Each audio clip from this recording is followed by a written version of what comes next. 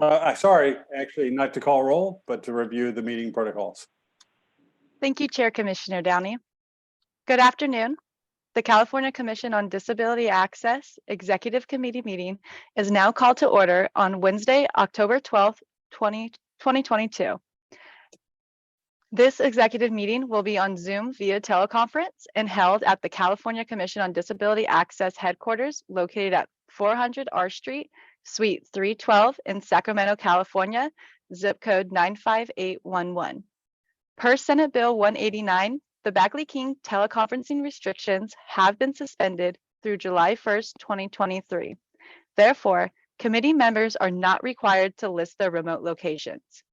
Members of the public may participate by Zoom or teleconference from any location. This meeting is being captioned and recorded.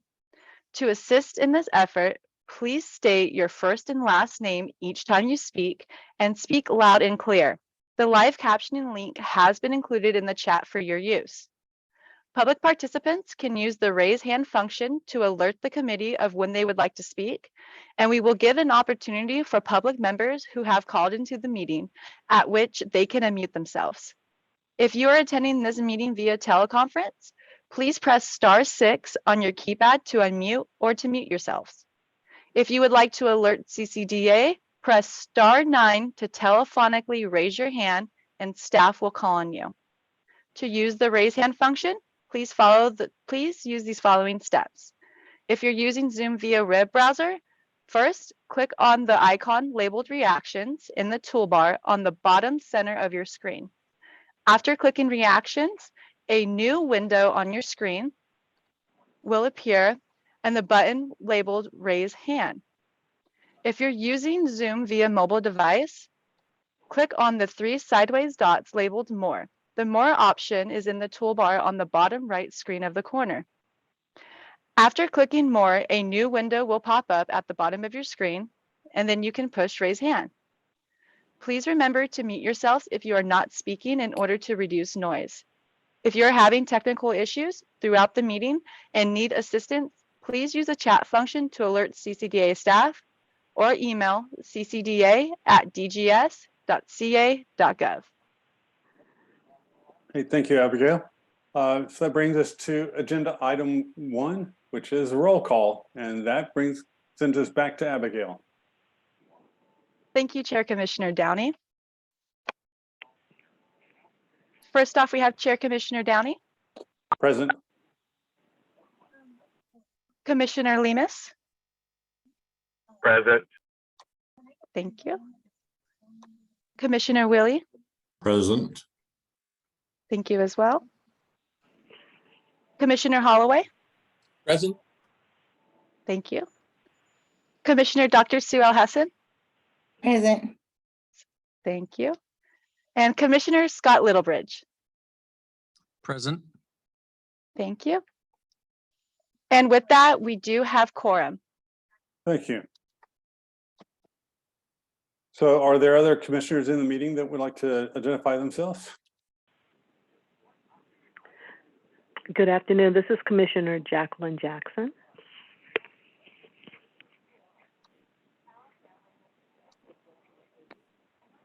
Is there anybody else, Abigail? Chair Commissioner Downey, there appears to be no indication in the chat of any other commissioners that would like to notify their attendance. And then if there are any public members at this time, please identify yourselves.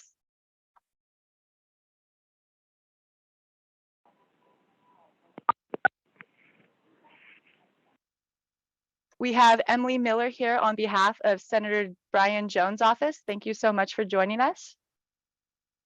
And then with that, Commissioner Downey, I will go ahead and pass it back to you. There is no other indication in the chat of public members that would like to indicate themselves. Okay.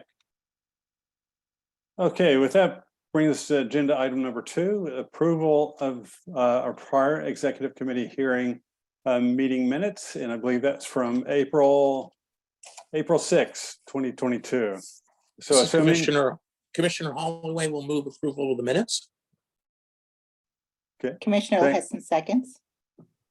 Okay, thank you. Any questions, any discussion?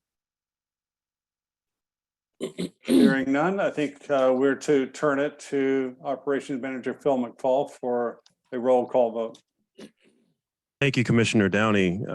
So I'm going to go through roll call, starting with Chair Commissioner Downey, Aye. Vice Chair Commissioner Wheelie, Aye. Immediate Past Chair Commissioner Lemus,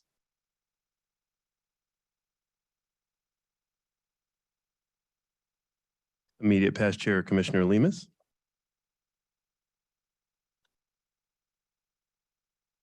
Commissioner Dr. Sue L. Hessen, Present. Commissioner Holloway. Present? Excuse me, aye. That's, yeah, Thanks. We're this is Commissioner Downey. Please note this is an aye or nay, a yes or no vote. Apologize. Aye, Dr. Commissioner Hesson. Aye for Holloway. Commissioner Lillibridge. I was not on the committee, so I will abstain. Thank you. And back to Commissioner Downey. All right, thank you. So agenda item number 3, this is an opportunity for members of the public to bring forward issues of concern that are not on the agenda. So are there any members of the public that would like to address the commission at this time, the executive committee?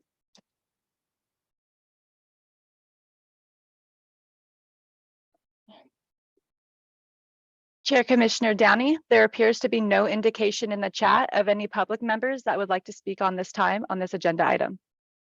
Okay. Okay, with that, we'll move on to agenda item number 4, which is approvals of the proposed preliminary CCDA 2023 meeting calendar. So I hope everybody's had a chance to review that.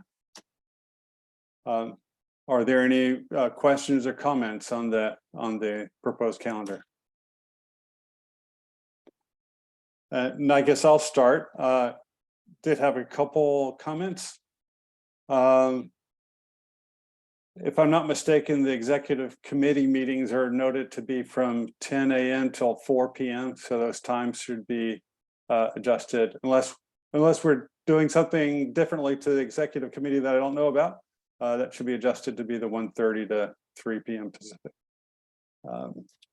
And then if I'm not mistaken, maybe there's some explanation I missed. I think the date listed for on 7/14 for executive committee, I think that's a Friday. Is that an intentional date or a mistake? Chair Commissioner Downey, this is April. That would be a mistake. And so we're looking at I think we're looking to verify that date, and we'll make the corrections, and we'll also change the time from 10 to 4 to 1:30 to 3. I apologize for not catching that. Okay.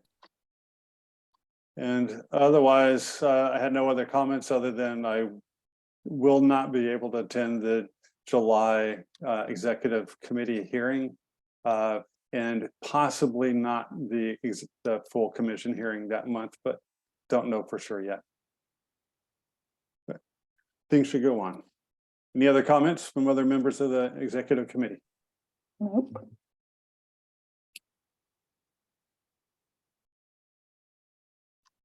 Chair Commissioner Downey, there appears to be no indication in the chat of any other commissioners that would like to speak on this agenda item. Okay. Okay, let's see. Okay, any comments from other commissioners or members of the public on this item? Chair Commissioner Downey, there appears to be no indication in the chat or hands raised of any other commissioners or public members that would like to speak on this agenda item. Okay. All right, well, thank you. So with those noted corrections, we should have that ready to come to the full commission. Oh gosh, it's on October, is it 26? That's correct. All right. Mine's still working. Okay. Agenda item number 5.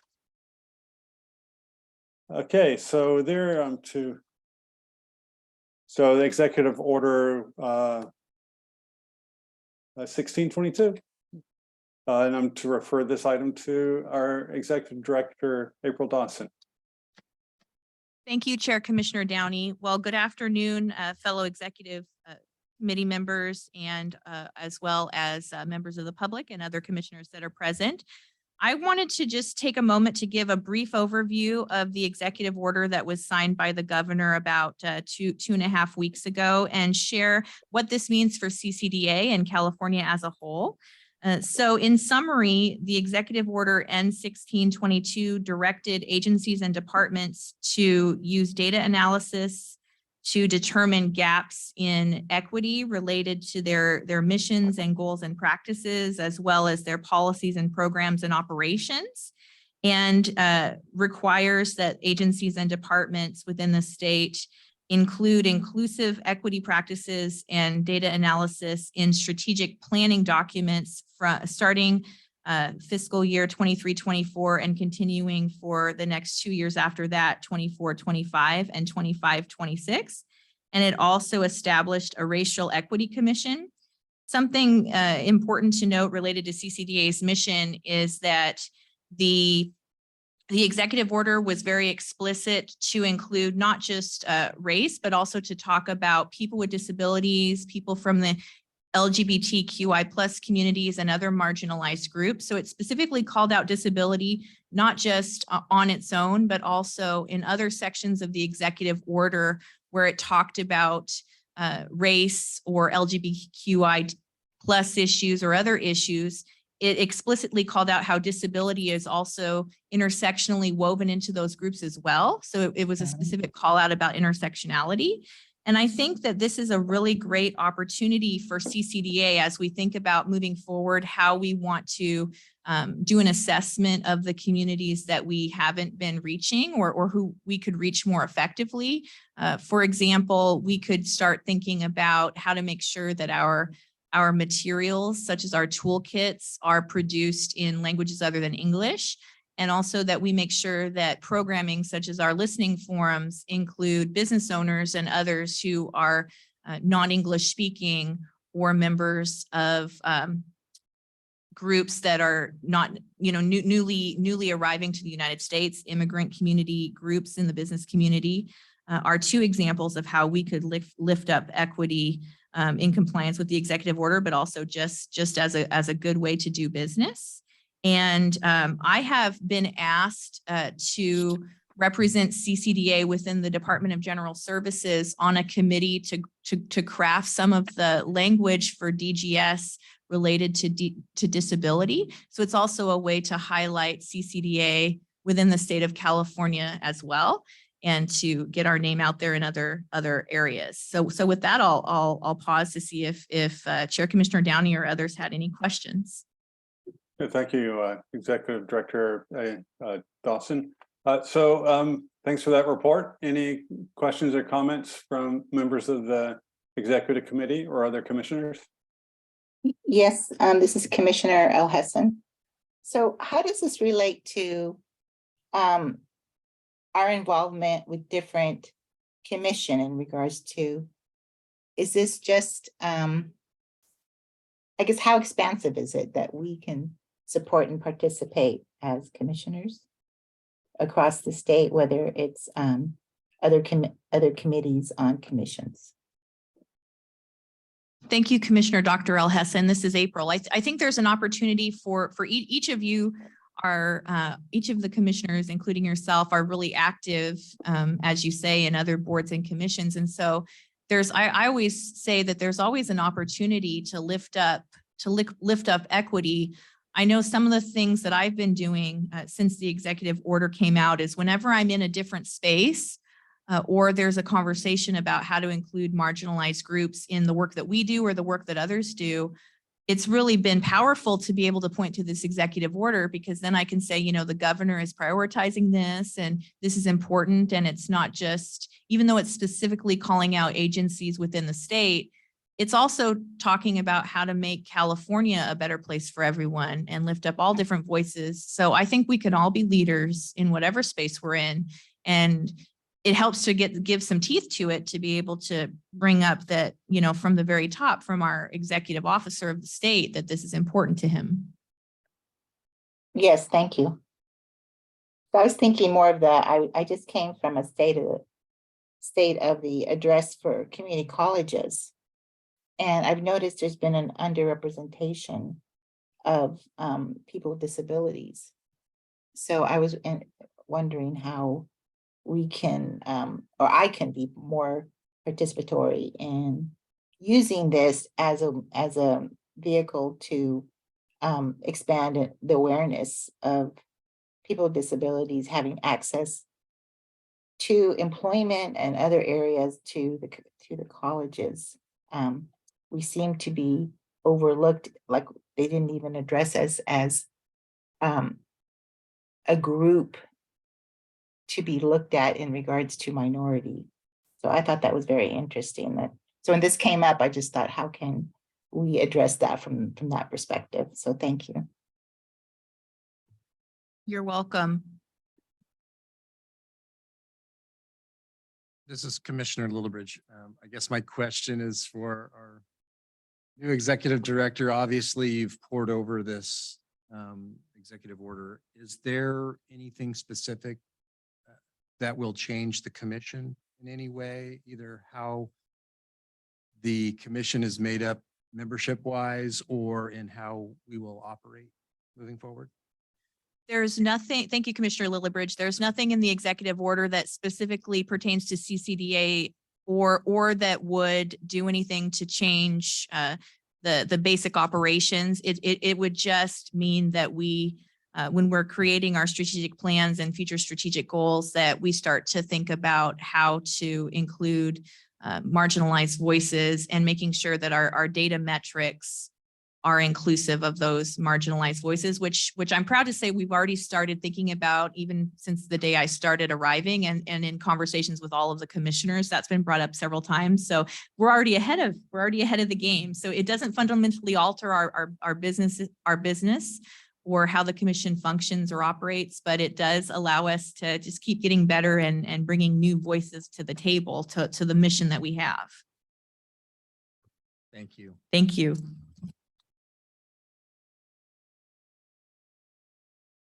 Any other questions or comments from members of the commission or members of the executive committee? Hearing none, are there any comments from members of the public on this agenda item? Chair Commissioner Downey, there appears to be no indication in the chat of any public members that would like to speak on this agenda item. Okay, thank you. Let's see.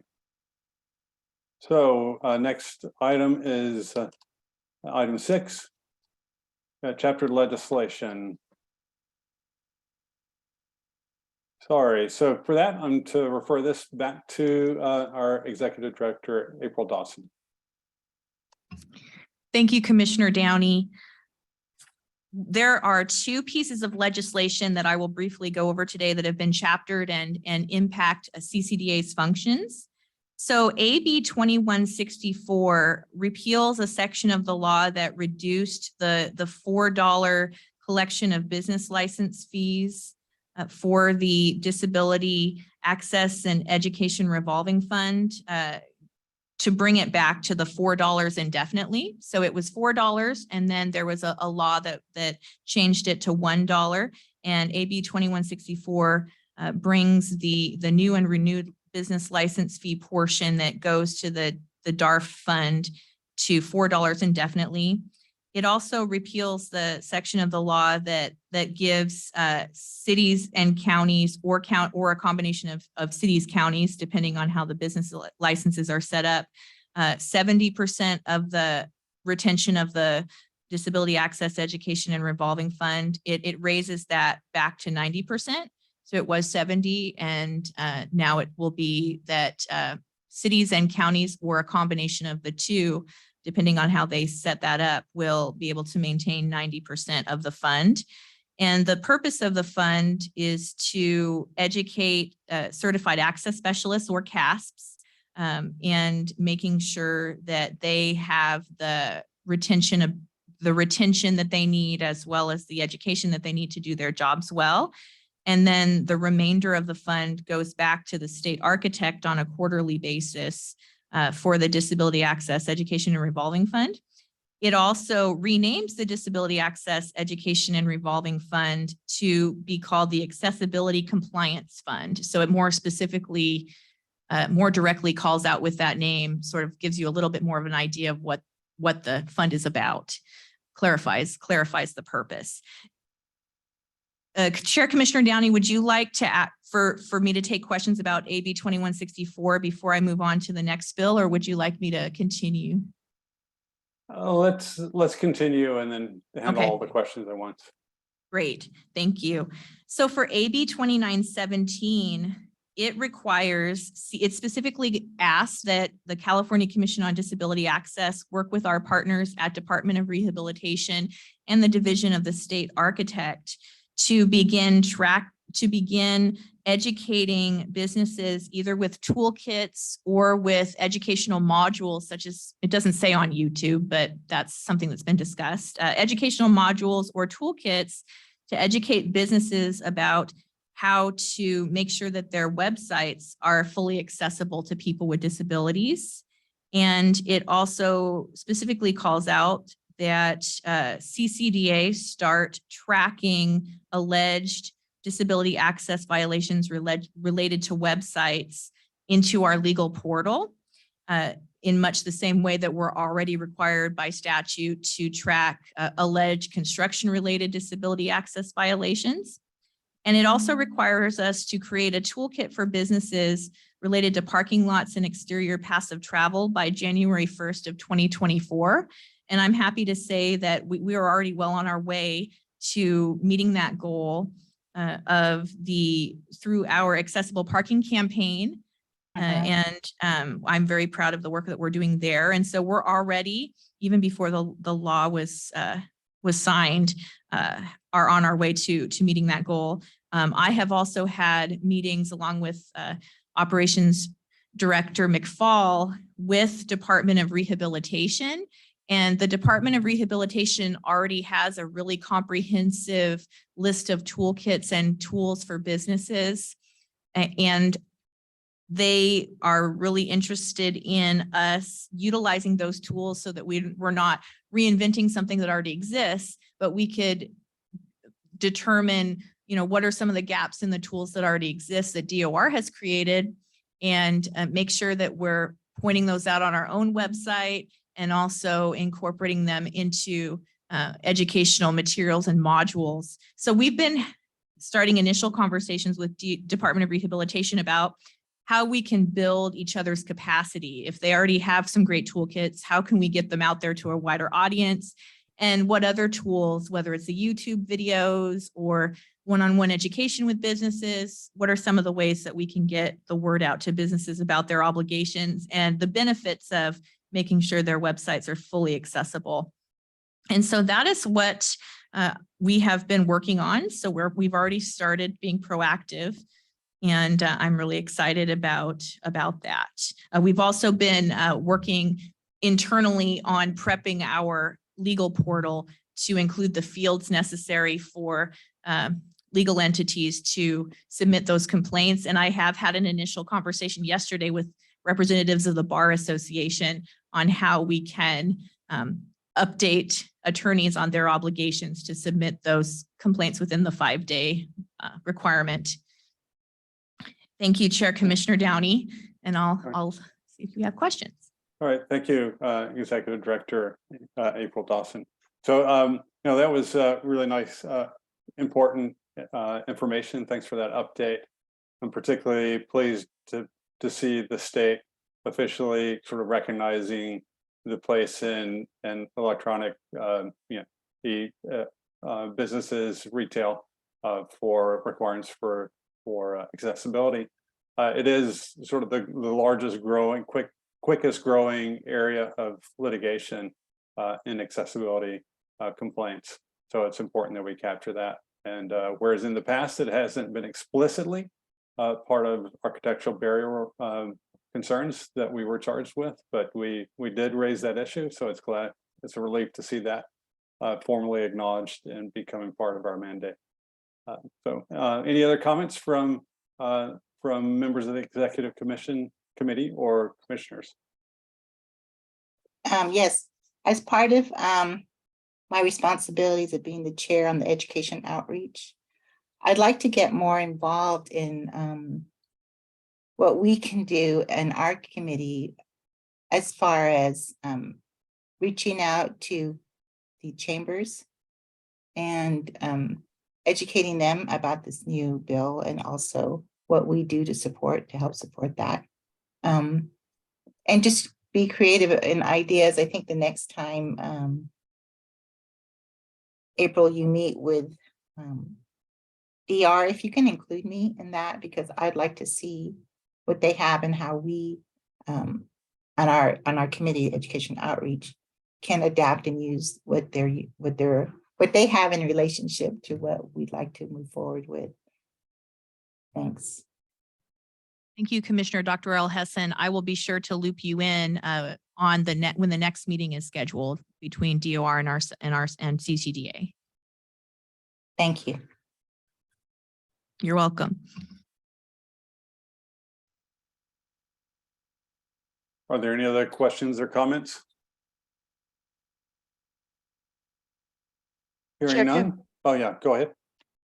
Chair Commissioner Downey, there appears to be no indication in the chat of any commissioners that would like to speak. Okay, how about any members of the public that would like to address this agenda item? Chair Commissioner Downey, there is no indication in the chat nor hands raised of any public members that would like to speak on this agenda item. Okay, thank you. So now for agenda item number 7. Revenue reporting, and I believe that's to, yeah. So Executive Director April Dawson, it's back to you yet again.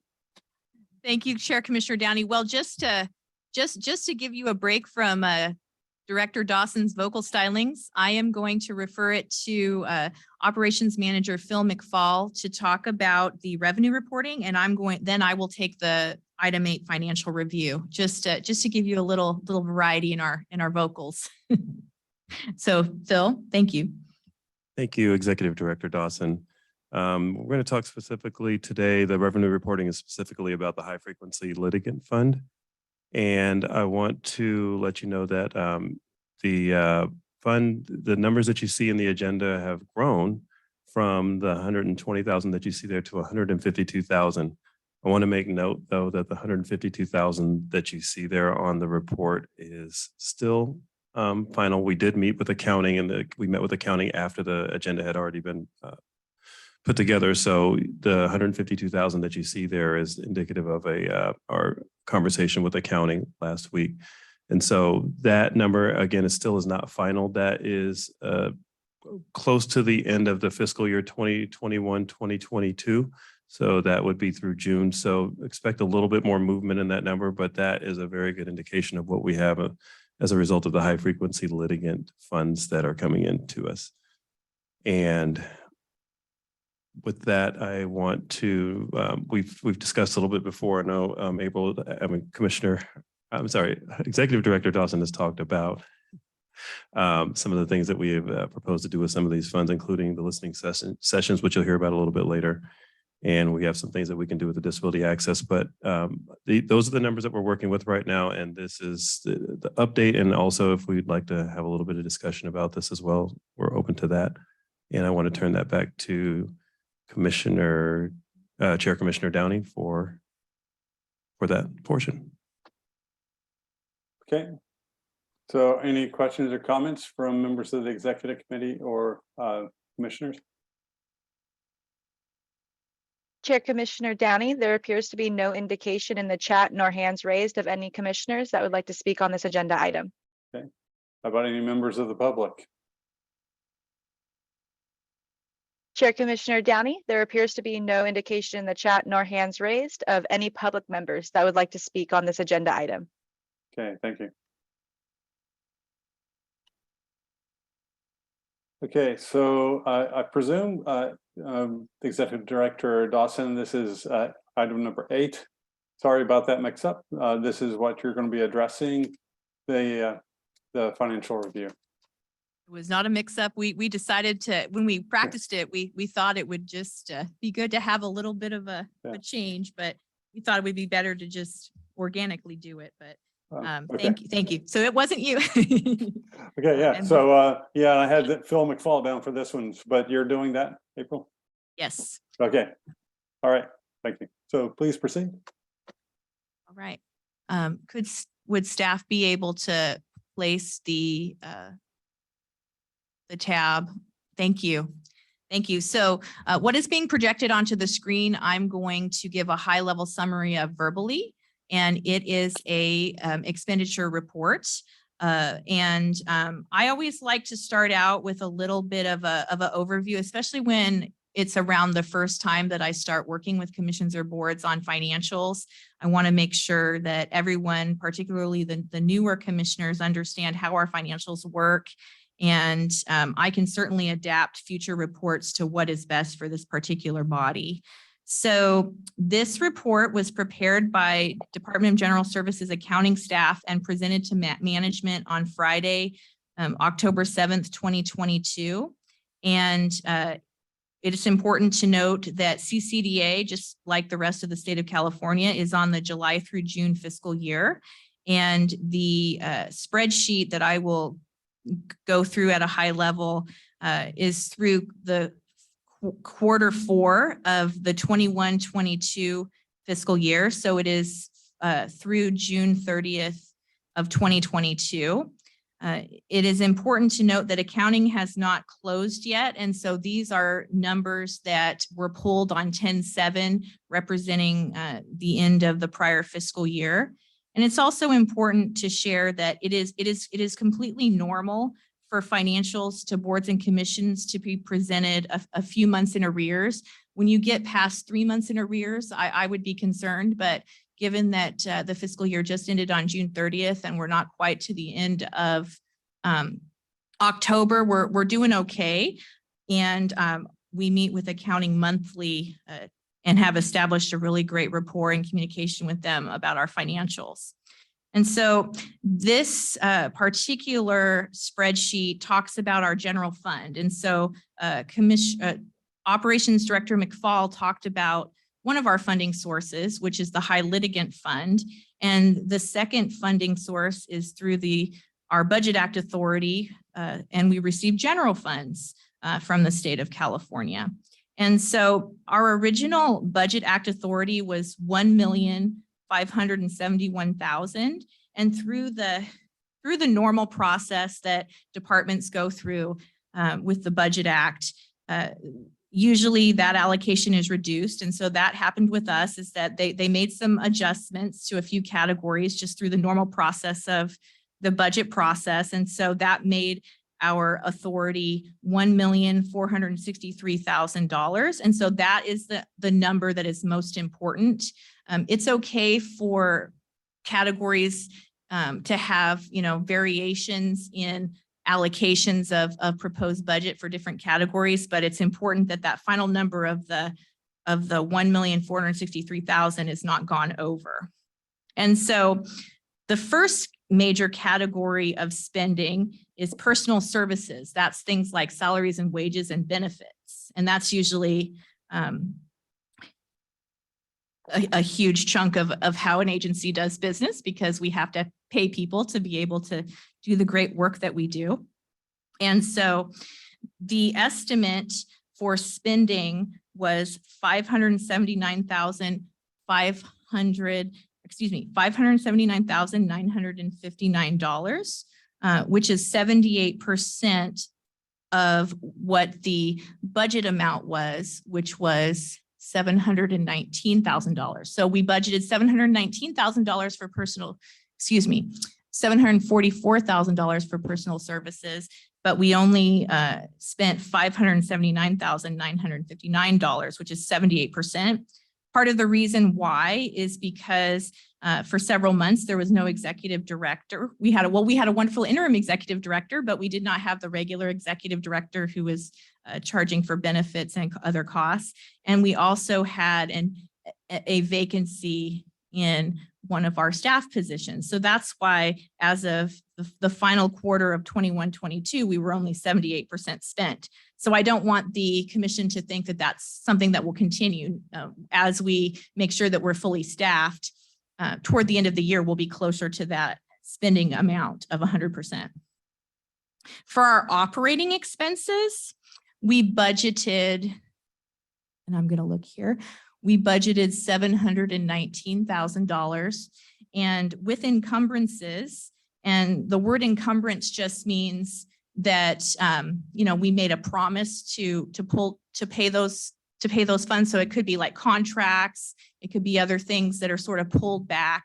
That means that we're anticipating to spend those funds, but it could be that towards the end of the year, accounting determines, oh, someone didn't go through with this contract or this allocated money wasn't spent. So it'll bring the total of spent monies down. So that's why accounting hasn't quite closed yet, but it's important to include encumbrances in thinking about your operating expenses, because you have to pretend that you're spending that money. You have to act like you don't have it so that you don't overspend in that category. So the budgeted amount was $719,000, but we spent with encumbrances $644,664, which was 90% of the budget.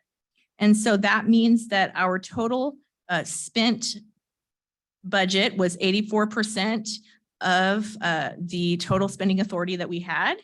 And that was $1,224,623. So I will let the executive committee and the full commission know as I learn more about how these numbers evolve as accounting closes. But it is good to know that we are not overspent and we are properly using our funds. And I know I just threw a lot of numbers at you, so please let me know if you have questions. And if there's something I can't answer, I will check with our accounting partners and get back to you. Thank you, Executive Director Dawson, for that report. Are there any questions or comments from members of the executive committee or other commissioners? Commissioner Wheatley, and just a comment, not a question. I thought that was a brilliant report. I'm just so grateful for how far we have come in the decade that I've served on this commission. This is a remarkable financial report. It's great to see us in great shape and have the resources to do the great work we're doing. And I want to say thank you to staff for all the hard work that has taken place. Thank you, Commissioner Willie, and thank you to all of our staff for everything you've done. Any other comments from members of the executive committee or members of the commission? Chair Commissioner Downey, there appears to be no indication in the chat nor hands raised. Okay, how about, are there any members of the public that would like to address this agenda item?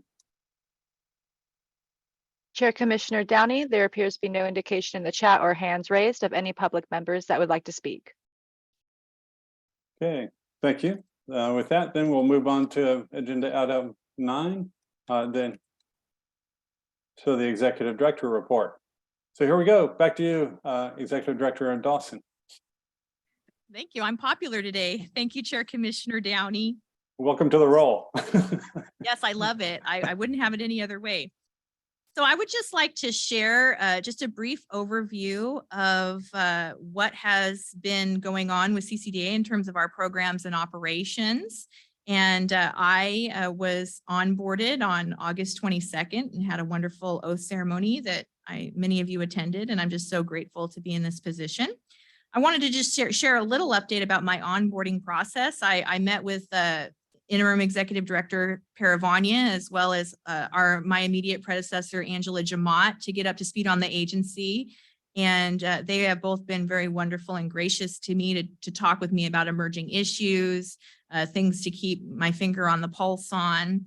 And it was wonderful also to talk with Angela just about how long she has been a part of the commission, even before she was the executive director as a staff member and since its inception. So that it really means a lot to me that she's there as a mentor. So we decided that Angela and I will meet at least monthly and just check in with each other. And she is wonderful towards me and a great mentor. I've also been spending a lot of time reviewing our internal documents, such as our bylaws and annual reports and our strategic plan. And I have been establishing my communication style with our staff. And so I established an open door policy, which the staff seem to feel really comfortable using, which makes me feel good. And I've established one-on-ones with operations director, Phil McFall.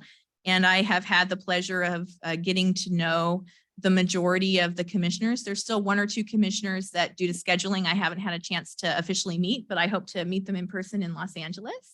But I've met with the majority of you, and it's been really inspiring to hear your commitment to the commission and how you hope that my role will increase our capacity and our mission. I want to share a little bit about our personnel update as well. We do have a vacancy in our data and research analyst position that has been vacant for about a month now. And so we did originally post that position about 3 weeks ago, but we did notice an error in the way that it was posted. We should have included a more specific statement of qualifications. And so we pulled back, this week we pulled back the vacancy, and it should be reposted by tomorrow with the statement of qualifications. And we've learned from that and made adjustments for that. And so we hope to have a new data and research analyst on board within hopefully in less than 4 weeks, if we can post it for 2 weeks and then do the interviews, and then hope that that person can give notice and start with us. We also met with our accounting team to cost out a promotion in place model, because one of the things that I know has been really important to this commission and a concern has been the turnover among CCDA staff. We have a wonderful opportunity for people to learn things that they don't normally learn in other areas of state service, and they get all this training. And one of the flaws that we have had is that we haven't been able to promote all the great people that we train. And so they move forward to other opportunities. And though we're proud of them for taking the CCDA banner with them, we want to keep the banner in-house as long as we can.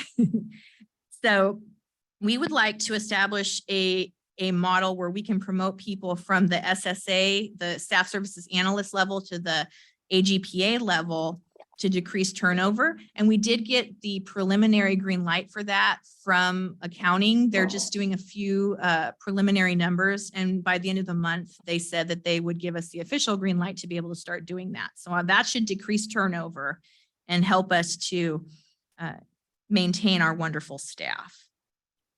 And just two more things I wanted to share related to our appointments process. We do have Commissioner Wheely and Commissioner Paravania.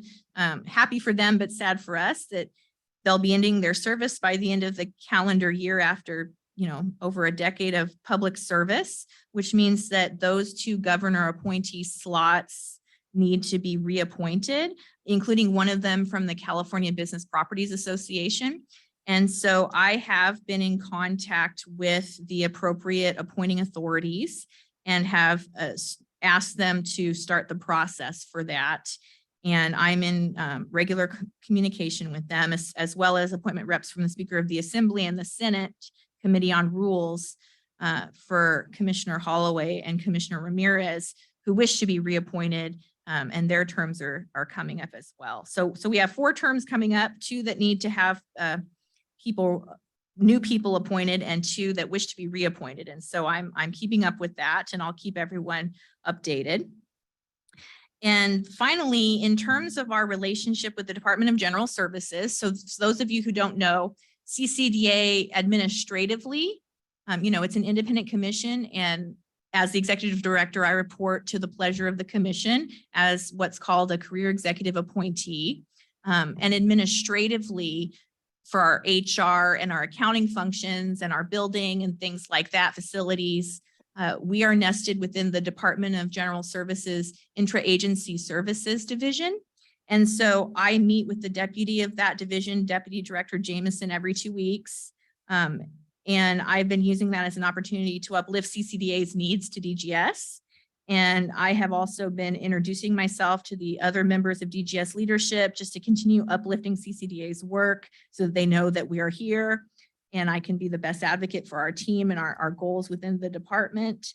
And I have also rescheduled a meeting with them to take place later this week to talk about how we can increase our social media presence on Facebook and Twitter and I don't know about Instagram. I'm not as young anymore, but at least Facebook and Twitter and the YouTube videos that I know have been talked about. I have a meeting to discuss how we can do that.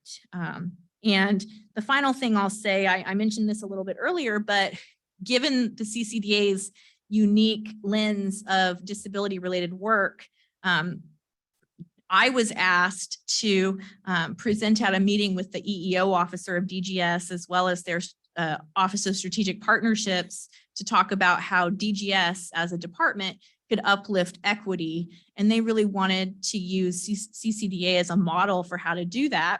And so I've been sharing with them some tips about how access is everyone's responsibility, how leadership starts at the top and trickles down. And they've been really receptive of my ideas for integrating disability access into all of DGS. So we're making a wide impact within the state of California too. So that is my executive director report, and I welcome any questions or comments. Thank you, Executive Director Dawson. My only note is, do we have to accept the terming off of Commissioner Wheelie and Paravanya? Or can we just say, thank you, no? I know, I tried. I would second that motion. No, that's with total, it's with great pleasure that we've had their service, their incredible insights and engagement. It's just really tragic and disappointing to have them. Although we know it's time, everybody's got to move on. It's just really sad to realize that day is upon us. This is Commissioner Wheelie. Thank you, Chair Downey. Those were very kind words.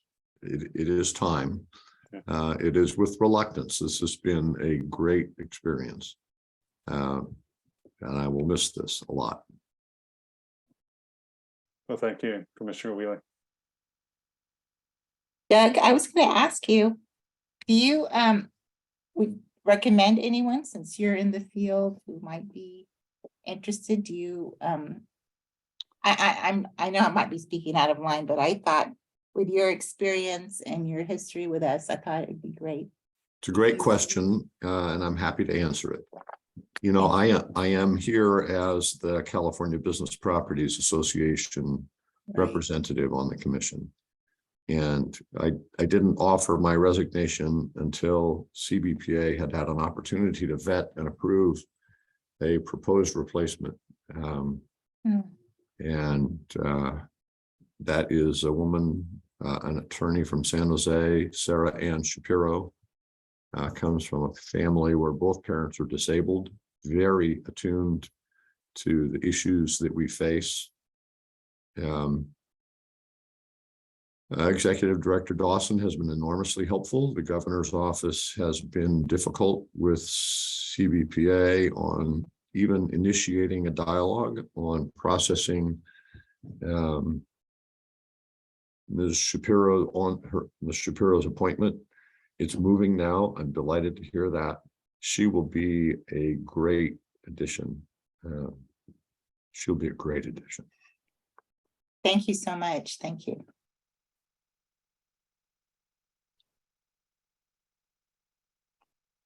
Any other comments from members of the commission or members of the executive committee?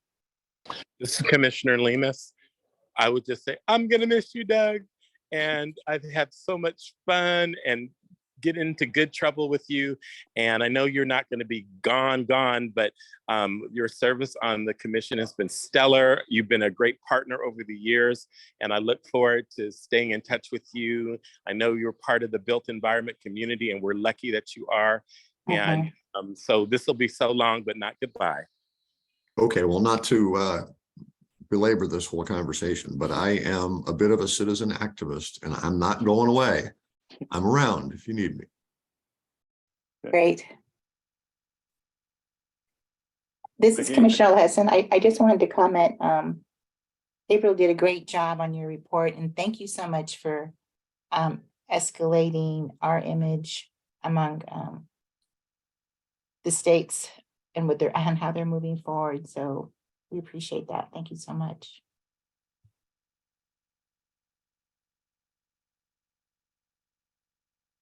Okay, are there any other comments from members of the executive committee or members of the commission? Chair Commissioner Downey, there appears to be no indication in the chat of any other commissioners that would like to speak on this agenda item. Okay, thank you. Any comments from members of the public on this item? Chair Commissioner Downey, there appears to be no indication in the chat nor hands raised of any public members that would like to speak on this agenda item. Okay, with that brings us to agenda item 9. No, sorry, agenda item 10. Legal portal upgrades and collection. And for that, we're going back to Operations Manager Phil McFall. Thank you, Chair Commissioner Downey. Before we get right into the upgrades, I want to give a little bit of background on the civil and government codes that mandate our portal. So pursuant to Civil Code 55.32, attorneys are required to submit complaints to CCDA within 5 business days. And the complaints are submitted to our database, and we call it database our legal portal. And this is kind of where CCDA's collection responsibility begins. At CCDA, what we do is we collect the alleged complaints, tabulate the quantity and type of the alleged construction physical access violations from those complaints, which are Title III, and Title III complaints, and we determine whether these complaints are filed with the state or federal court. So that's what we are mandated to do. Now, in addition, we have a government code, which is 14985.7, which mandates CCDA must send the report to the state legislature of its efforts to implement government and civil codes. And this includes basically what development of our education modules and any of the tools like our toolkits. So the toolkits that we talked about a little bit earlier, our accessible parking, that's where that comes from. So what I'm here to do today is to talk a little bit more about our legal portal upgrade. So there's some upgrades that have been done in the process of being done with our legal portal. AB 2917, April talked about this a little bit earlier, includes website violations as one of the as a type of alleged construction related physical access violations, like I said, the Title III. So the websites are actually a Title III violation, and that's been spelled out in AB 2917 that just passed a couple weeks ago. The good news is that CCDA has already, our legal portal is already built to include these types of website violations, so we can handle those handle the import or the input of those website violations already. Our portal's already been designed to do that. Additionally, we're updating the details of the legal portal to better define some of the definitions that we have in our portal. So after looking through our portal, we determined that some of the definitions need a little bit more enhancement, a little bit more, I guess, finessing. So that's something that we're in the process of doing as well. And really that's the enhancements and the upgrades that we're doing at this moment. If you have any questions or comments or any more, if you need me to spell any more, what have I just talked about, then I'm here for that. Sorry. Thanks. Thank you, Phil. Any questions or comments from members of the executive committee or members of the commission? Chair Commissioner Downey, there appears to be no indication in the chat nor hands raised from any commissioners that would like to speak on this agenda item. Okay, thank you. Are there any indications of members of the public that would like to address this issue? Chair Commissioner Downey, there appears to be no indication in the chat nor hands raised of public participants that would like to speak on this agenda item. All right, thank you. With that, we'll move on to agenda item number 11, listening forums. And with this, we're back to Executive Director Dawson. Thank you, Chair Commissioner Downey. This is April. I wanted to just share a brief update about the listening forums that we're planning for March and starting in March, so spring and summer of 2023. And so the purpose of the listening forums will be to bring representatives from the disability communities as well as the business communities together to talk about, common challenges related to, making sure that businesses are fully accessible to people with disabilities, and to make sure that the business community has the tools that they need, and as well as the disability communities that are going to be present have a chance to collaborate with businesses and start a dialogue, so that there isn't this stratification or us versus them kind of thing that can happen in these kinds of conversations, and to make sure that access is thought about creatively on the front end instead of the back end. And so given the fact that when I was reviewing our 2021 annual report, that the majority of our top 10 alleged disability access violations allegedly took place in the San Jose area and on the peninsula, I have engaged in a conversation with the deputy city manager of the city of San Jose, as well as the Center for Independent Living that represents the San Jose area, as well as several other cities in the San Jose metropolitan area to partner with us on these listening forums. And I'm going to be having those 2 meetings. I've done the initial reach out, and we have some things on the calendar for November to start that conversation. And so if there are ideas for where we could host the listening session in the San Jose area, or if there's ideas from commissioners on topics or on places, on people that we should be reaching out to, I would love to hear that. And so we're hoping to have the first one in the San Jose area. We would also like to host one in the North Bay. So I have been in touch with the Independent Living Center in Santa Rosa, which, full disclosure, I started my career there, so I do have it in there. But they have a very good business technical education program. And that's where I learned a lot about the ADA when I worked there. And so I reached out to their executive director, and they're interested in partnering with us and sort of modeling how they've worked with businesses and the disability community to create dialogue, so that we're catching those northern counties and some of those rural areas in their catchment area, because we want to make sure that we're not just hitting the major metropolitan areas and forgetting about the rural areas or the tribal communities, for example, as well. And then we would like to also host a forum in Southern California. And we would like to, talk about just what we'd like is to have a facilitated discussion, to have a facilitator there. It could be commissioners offering their time to facilitate, or we could find a facilitator who could shepherd the discussion and have breakout sessions.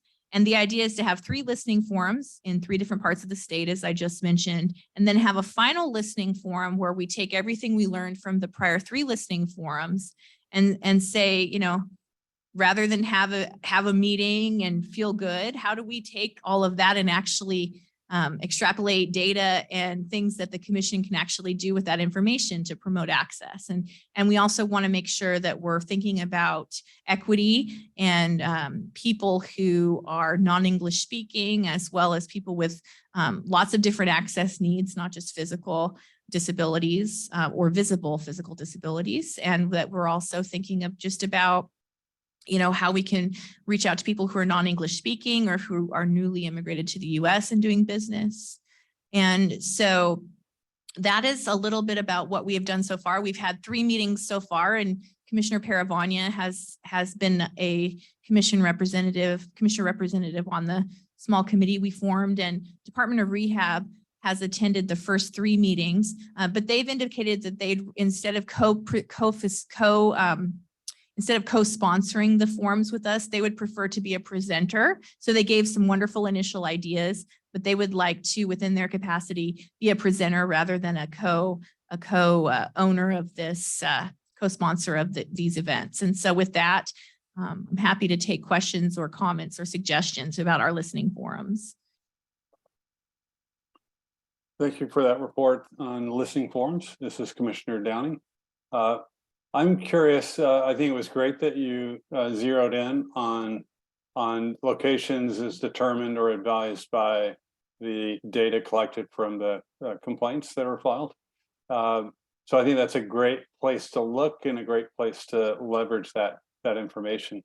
I'm curious if there's anything within that data collection that might point to particular language needs or groups within the different communities that aren't English first native speakers.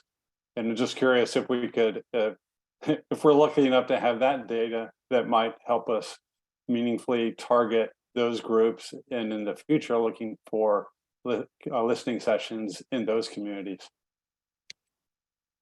So I just conferred with Operations Director McFall, and we actually are currently not collecting that kind of demographic data. So I think that's a perfect example of how we can start doing that. And that's part of one of our equity goals. So that's a wonderful point.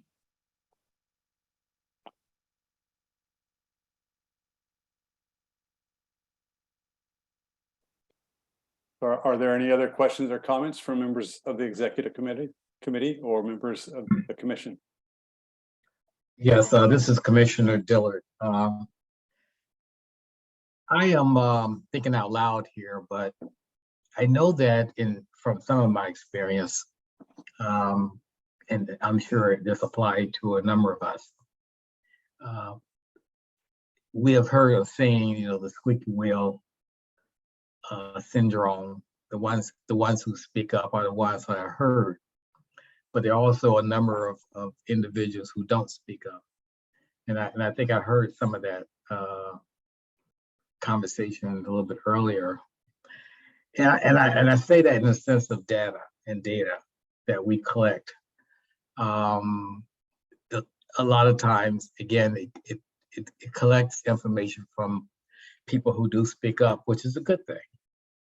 But I think also we have to be sensitive to the ones who don't.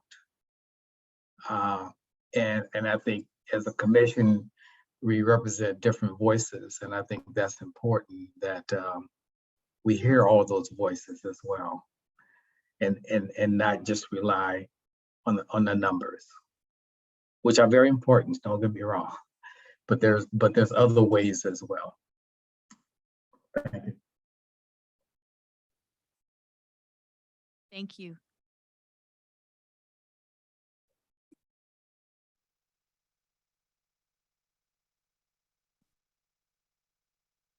Are there any other comments from members of the executive committee or other commissioners? Chair Commissioner Downey, there appears to be no indication in the chat nor hands raised of any other commissioners that would like to speak on this agenda item. Sorry, I couldn't chime in fast enough with my unmuting my button. I'm just trying to visualize this, and I was wondering, could we, as part of its formation of the listening forums, do you plan, April, on putting it on not only on our CCDA website, but on YouTube? Are they going to be videotaped, or how do you envision that? Thank you, Commissioner Dr. L. Hessen. This is April. I do anticipate that we will get permission to record the sessions so that we have them as part of our public record. And one of my conversations with the DGS social media person is to let them know of our desire to start using YouTube so we could get our own YouTube channel. So I'll let the commission know. Hopefully by the full commission meeting, I'll have a better sense of how fast that's moving. But I think that's a wonderful idea to videotape them and to put them on YouTube so that they could be examples for other groups to follow as well. Also, as issues come up in needs, making it heard by all might expand resources and networks and organizations to support, even if it's not under our area of jurisdiction. Thank you. That's a wonderful point as well. And I will make sure that that happens, and I'll let everyone know how that is progressing. Yeah, I see it as a great tool for our education outreach committee too. So I'd like to brainstorm with you maybe. Wonderful. I welcome that. offline. Yeah, thanks. I'll Thank you. I'll schedule some time for us. Thank you.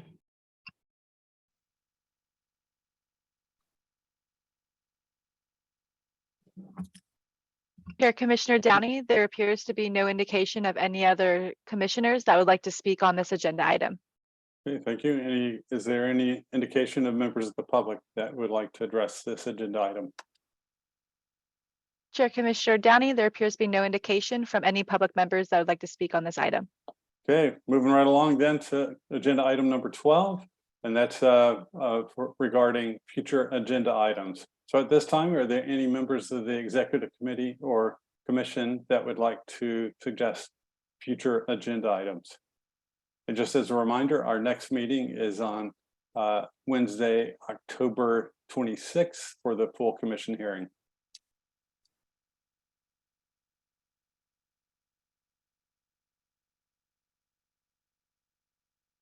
Chair Commissioner Downey, there appears to be no indication from any commissioners that would like to speak on this agenda item. Are there any members of the public that would like to address this agenda item? Chair Commissioner Downey, there appears to be no public members that would like to address this agenda item. Okay, thank you. Let's see, I should also point out that I mentioned the date for our next commission hearing, the full commission hearing being on October 12th, October 26th. I did not mention that it's to be in Los Angeles at the, let's see. Should somebody read out that address for our committee meeting, commission hearing? Yes, this is Presley. I will read it out for you. Okay. It's going to be at the DSA building in downtown Los Angeles at 355 South Grand Avenue, Suite 2100, Los Angeles, California, 90071. I'll pass it back to you, Chair Commissioner All right. Downey. Thank you for jumping in the lurch there. Yeah, thanks. Okay. So I believe, if I'm not mistaken, we've already gone through questions or comments from the commission and from the public.